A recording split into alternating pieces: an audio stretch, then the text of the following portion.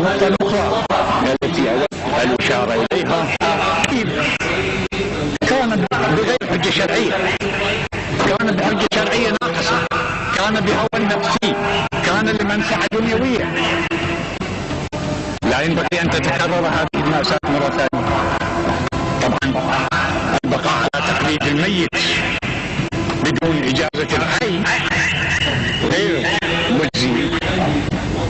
فحينئذ حذارا أن يكون تقليدكم الجديد بدون حجة شرعية. التقليد دين الإنسان كأنما تصور به العبادات والمعاملات وينجو به الإنسان في يوم القيامة.